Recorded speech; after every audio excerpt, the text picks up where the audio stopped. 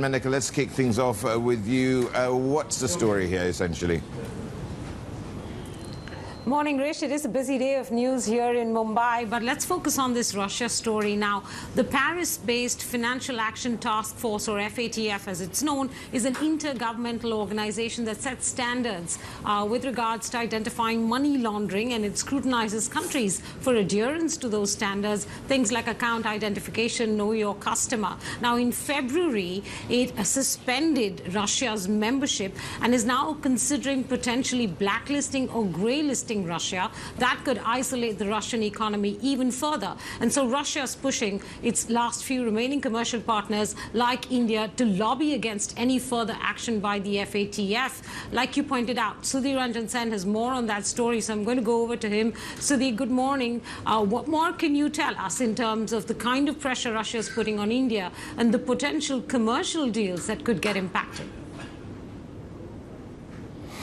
Hi, morning. Thank you for having me. What my colleague Alberto and I could find out is that there has been a consistent effort from Russia, asking India to use its cloud, its membership in the global anti-money laundering, body to stop and stall any move that would further increase the pain on the Russian economy.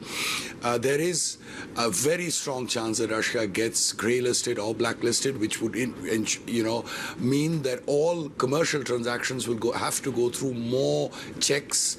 There will be, more scrutiny of those, and the pain on the Russian economy, which is already very, very isolated, is going to increase.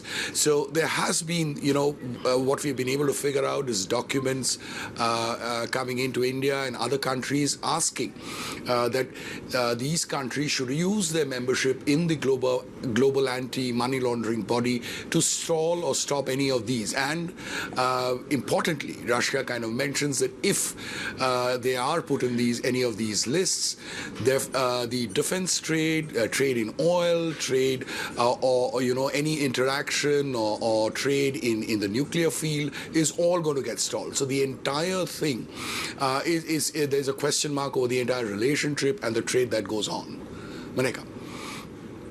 So have we heard from the Indian government at all? Because as you pointed out, there are important commercial interests at stake here, most importantly, the oil supply and defense supplies. Yes, the oil supplies of late, India has been picking up a lot of oil from Russia. There could be a very big question mark. Just to take our viewers back, a year back, ever since the Russia's war in Ukraine started, Russia has been asking India to be vigilant about FATF and any moves there.